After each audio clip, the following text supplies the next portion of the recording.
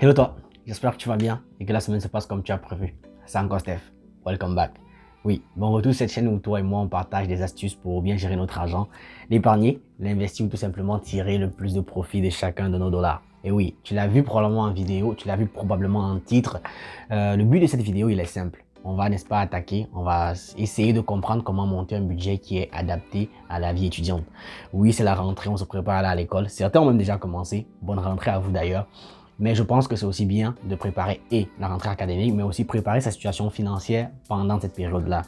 Pourquoi est-ce que je pense que c'est vraiment important d'avoir un budget? C'est tout simplement parce que je pense que c'est difficile d'améliorer les choses qu'on n'arrive pas à mesurer. Autrement dit, si tu ne sais pas quelle est la situation financière dans laquelle tu te trouves maintenant, c'est un peu difficile de savoir dans quoi est-ce que tu es en train de t'aventurer et donc tu vas probablement te perdre dans tes chiffres tout au long de l'année. Pour justement planter le décor de cette vidéo, moi je pense qu'il y a 3 préceptes de base qu'il va falloir que tu comprennes avant qu'on avance. Le premier, c'est qu'il va falloir que tu aies une discussion franche avec tes parents pour savoir quelle est la partie des dépenses qui sont liées à ta vie étudiante que toi tu couvres versus celle qui va être couverte par tes parents. Le deuxième, c'est tout simplement de savoir que non, tu vas pas acheter un Starbucks tous les jours, un café Starbucks tous les jours pour après dire que tu es broke. C'est comme, ça marche juste pas, man. C'est antithétique.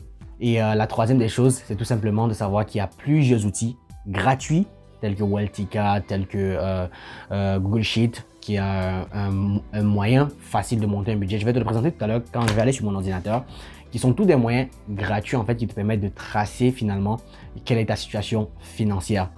Justement, parlant de savoir, de tracer les choses, je pense que c'est difficile de monter un budget sans savoir quel est l'état de la situation actuelle. C'est justement pourquoi je pense qu'avant d'aller dans n'importe quoi, avant d'avancer, il serait important pour toi de prendre le temps de regarder les 3 derniers mois des transactions sur ta carte de crédit, sur ta carte débit, pour ceux qui en ont, et tout simplement, ou tout simplement sur tes comptes de banque pour savoir exactement qu'est-ce qui est en train de se passer sur tes comptes de banque.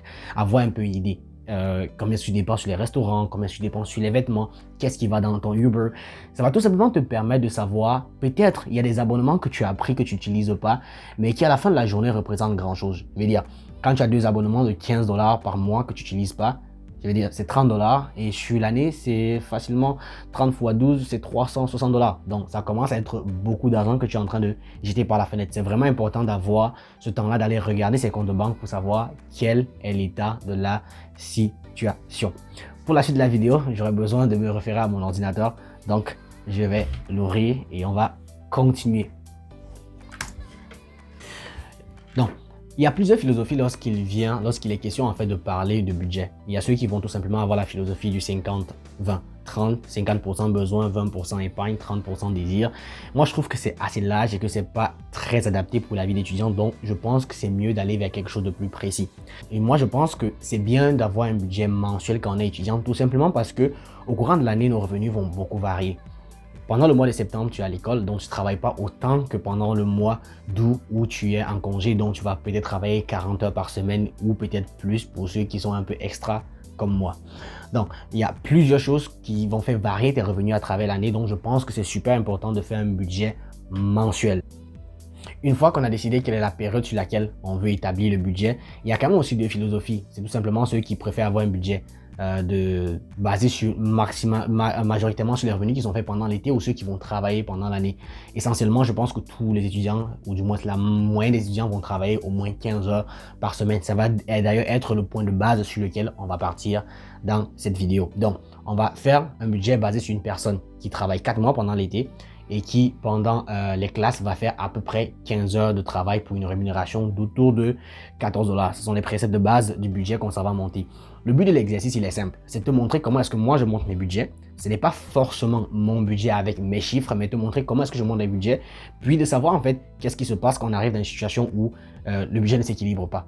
Quand on a plus de dépenses que de revenus et qu'est-ce qu'il faut faire, quelles sont les petites astuces que tu peux mettre en place pour t'assurer qu'à la fin de la journée, tu puisses aller à l'école en étant tranquille parce que du point de vue financier, les choses sont set. Donc, on va diviser nos revenus par deux, ce que tu vas gagner pendant l'été. Et j'estime que si tu fais à peu près 14 $ de l'heure et que tu fais l'équivalent de 40 heures par semaine et que tu travailles pendant 16 semaines, ça va te donner une rémunération d'à peu près 8 960 $ pendant tout ton été. Et si on retire l'équivalent de 1 900 $ prélèvement à la source, qui est finalement l'argent qui va aux assurances, emploi, qui va à l'impôt, une partie que tu vas récupérer au mois de mars quand tu fais tes déclarations. Hein. Donc, c'est un peu difficile de quantifier précisément quand il s'agit d'un étudiant. Mais oui, supposons qu'il te reste 7 000 $ sur lequel tu vas payer l'équivalent de 4 500 à l'école si tu es un étudiant canadien. J'estime que c'est à peu près 2 250 que tu payes par session. Fois 2, ça fait à peu près 4 500. Il t'en reste à peu près 1 500. 1 500 qui vont te permettre en partie de gérer tes dépenses liées à l'été. On va pas se mentir. Tu vas pas être le gars le plus ou la fille la plus à l'aise, mais c'est aussi ça la vie d'étudiante, tu sais. On mange les pâtes tous les jours, puis à la fin de la journée, le plus important, c'est d'être libre dans sa tête et de savoir qu'on est en train de faire ce qu'il faut faire pour s'assurer que les 3 ou les 4 années pendant lesquelles tu es étudiante, tu es au moins tranquille sur ce point-là et que tu n'amasses pas des dettes qui vont être difficiles à gérer par la suite. Donc oui, je sais que ça peut omettre ce que tu dépenses pendant l'été, mais il va juste falloir s'ajuster. À la fin de la journée, on doit faire un certain nombre de sacrifices. Une fois qu'on a géré ces revenus-là qui sont liés à l'été, on peut donc passer aux revenus que tu vas faire pendant l'année. J'estime que si tu travailles à peu près 15 heures par semaine, ce qui est d'ailleurs démontré scientifiquement que c'est bien pour ton épanouissement personnel et qui peut d'ailleurs t'encourager à être plus productif à l'école. Si tu fais 15 heures par semaine, qui sont revenus à hauteur de 14 $ par heure, pendant 4 semaines par mois, tu feras l'équivalent d'à peu près 840 $ par mois. Donc ça, c'est la rémunération que tu vas faire. Et comme je l'ai dit plus haut, il y a un coussin que tu as gardé pendant l'été qui va te permettre de mieux gérer ta vie pendant les classes. Je veux juste préciser une chose. Le but de l'exercice n'est pas d'avoir un budget parfait. Le but, c'est tout simplement d'être réaliste envers nous-mêmes et savoir comment est-ce qu'on fait pour structurer sa vie financière pour prendre de bonnes habitudes. Le but, ce n'est pas d'avoir quelque chose qui fonctionne à 10 000 %. Donc, ça, c'est une chose. L'autre chose que je voulais marquer, c'est s'il te plaît, n'oublie pas, si tu es éligible à tout ce qui est TPS, TVQ, tout ce qui est allocation gouvernementale, si tu reçois des prêts bourses, clairement de marquer ça dans ton budget parce que ça te permet de savoir quel est l'argent que tu reçois réellement et que tu ne finisses pas par dilapider ces sommes d'argent-là. Les personnes les plus strictes que je connais finissent par utiliser cet argent-là pour tout simplement investir. Ça devient une source directe d'argent qui doit aller dans l'investissement. Une fois qu'on a une projection de quels sont nos revenus, maintenant on peut parler de nos dépenses. Moi, je commence toujours par dire que il faut d'abord épargner une partie de son argent. C'est une philosophie, ou du moins c'est une leçon que j'ai appris du livre L'homme le plus riche de Babylone qui demande d'abord de se payer soi-même avant de faire quoi que ce soit. Et j'estime qu'avoir à peu près 10% d'épargne d'investissement par mois, ce qui n'est pas exactement la même chose, mais qui dans le cas d'un étudiant, je mets ça dans le même basket, va te permettre de développer des bonnes habitudes. Not gonna lie, ça ne va pas te rendre riche, mais ça va te permettre de développer des bonnes habitudes que tu vas pouvoir continuer de mettre en pratique une fois que tu deviendras professionnel et qui clairement sur 10 ans va avoir de l'impact. Donc, pour une personne qui fait l'équivalent d'à peu près 840 $, comme on a dit tout à l'heure, je pense que à peu près 80 $ d'épargne, ça va être quelque chose d'important. Rappelle-toi que tous ces chiffres que je suis en train de te dire, on va pouvoir les entrer dans un fichier Google Sheet que je vais partager avec toi quand on va pouvoir aller sur mon ordinateur tout à l'heure. Il va falloir qu'il fasse ce 80 $ d'épargne par mois, mais aussi qu'il contribue à ce qu'on va appeler sa marge de sécurité à hauteur d'à peu près 50 $ par mois. Le jour où on atteint un maximum de 1 500 $, on arrête d'épargner ou du moins de garder l'argent dans sa marge de sécurité parce que c'est tout simplement pour les situations où tu as un problème de maladie, ça fait 2 jours que tu arrêtes de travailler bref, parce que tu vas pas à l'école. Autrement dit, ça doit être un coussin pour toi. Je suis pas en train de te dire que tu es en train de jouer avec tes amis puis finalement tu dis ah non, j'ai pas le temps pour cuisiner, je dois aller puiser dans ma marge de sécurité. Non, c'est pas une urgence, frère. Il faut tout simplement comprendre ça. Il va falloir contribuer à cette marge de sécurité là pendant l'année à hauteur d'à peu près 50 $ et pendant l'été l'équivalent à peu près 200 $. Mais peu importe la façon, il faut que tu t'arranges à construire cette marge de sécurité là en l'espace de 1 ou 2 ans qui arrive à peu près 1 500 $.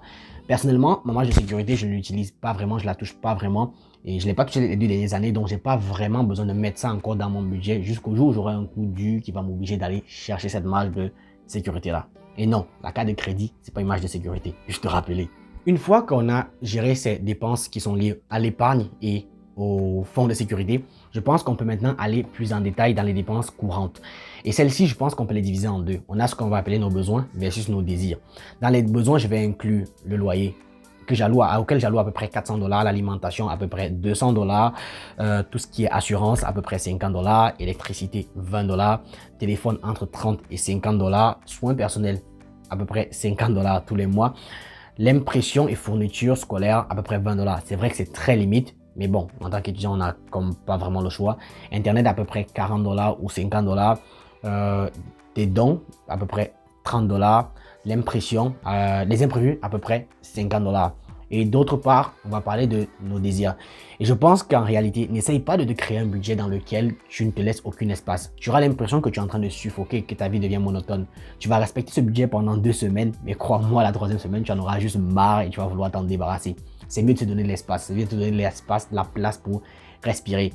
Et c'est pour ça que je pense qu'il faut se permettre d'avoir des activités qui ne coûtent pas forcément cher, qui te permettent de te divertir et ne pas avoir l'impression que ta vie tourne seulement autour de l'école. Je pense par exemple au gym, ça te coûte quoi, 12-13 $ par mois.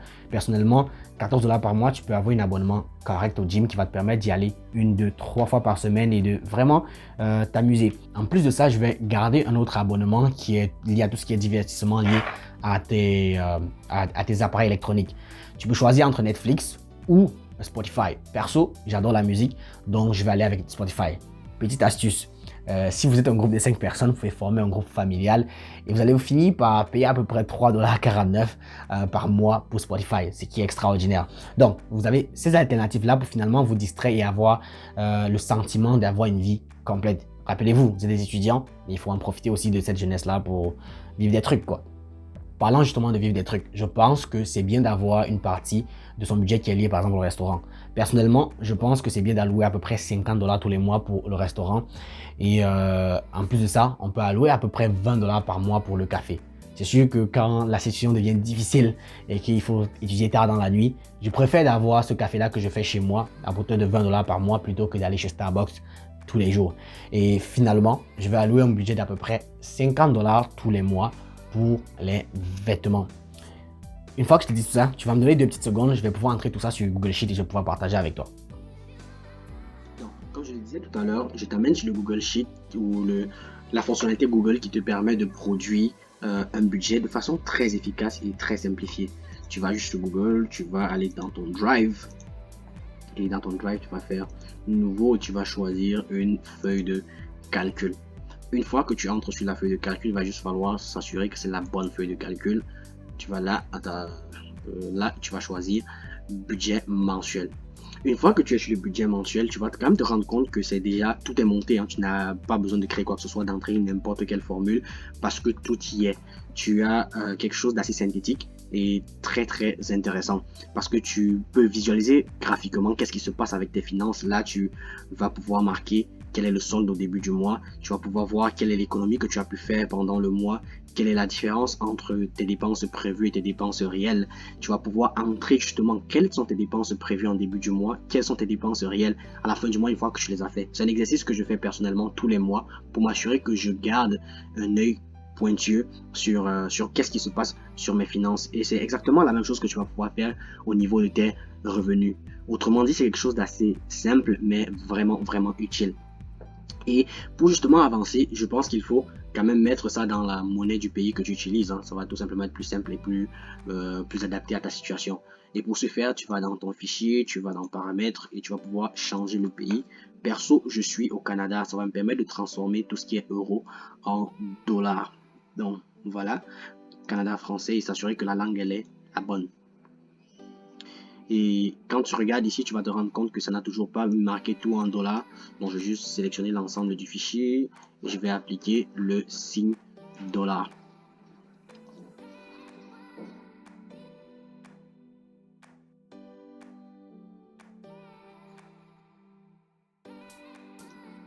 Une fois que ceci est fait, tu vois que justement on a maintenant le dollar sur tout ce qu'on est en train de faire.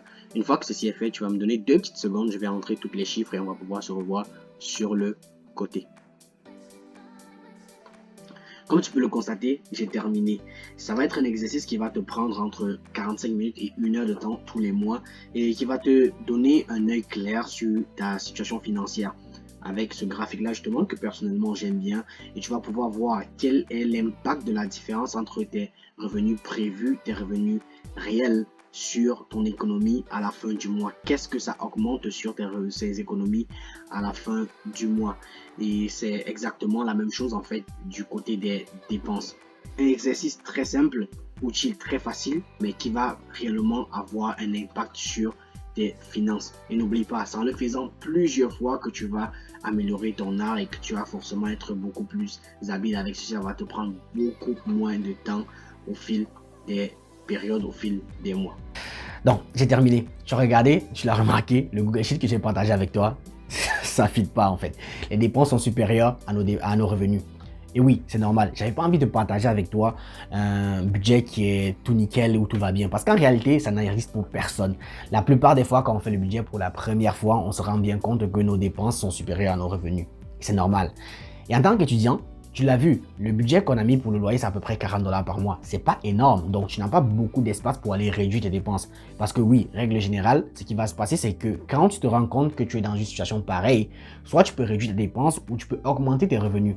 Dans le cas d'espèce, on est dans une situation où on ne peut pas vraiment réduire nos dépenses. Oui, on peut diminuer nos dépenses de vêtements, ce qui à un moment donné, ça va être difficile. On peut réduire les dépenses de restaurant, on va avoir l'impression qu'on suffoque. Donc, je pense que c'est mieux de se dire, par exemple, au lieu de travailler 40 heures par semaine, peut-être serait bien que de temps à autre, une semaine sur deux, travailler 50 heures, c'est pas impossible. Ou encore, de se dire que au lieu de travailler 16 heures pendant l'été, 16 semaines pendant l'été, ce serait bien de travailler 17-18 semaines. Ça va tout simplement te donner de l'espace, ça va te donner un coussin, ça va te donner un espace pour respirer pendant la session. Une fois de plus, le plus important dans cet exercice-là, ce n'est pas d'arriver avec un budget qui fit complètement. C'est tout simplement d'avoir une bonne connaissance, une vérité face à toi-même de quelle est ta situation financière, quelles sont tes dépenses, où est-ce que va ton argent. Remember, don't play yourself. Tu es en train de le faire pour toi, donc tu ne peux pas te mentir. Tu peux mentir aux autres, mais tu ne peux pas te mentir.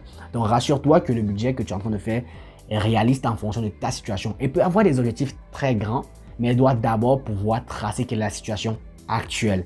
Donc, je vais partager avec toi en bas de description le fichier Google Sheet que j'ai utilisé, donc tu pourras toi-même aller l'utiliser. Et je vais partager aussi d'autres outils tels que Wealthica et pas mal de ressources gratuites ou encore des vidéos sur Internet qui vont te permettre finalement de masteriser ou d'améliorer le budget que tu vas bâtir pour ta rentrée. C'est ici que se termine cette vidéo. Si tu l'as aimé, n'oublie pas de nous laisser un pouce et surtout de partager en commentaire avec nous qu'est-ce qu'on aurait pu améliorer par rapport à ce budget-là, parce que oui, il y a plusieurs philosophies du budget. Donc, partage avec nous qu'est-ce que tu en penses et à très bientôt et excellente année scolaire à toi.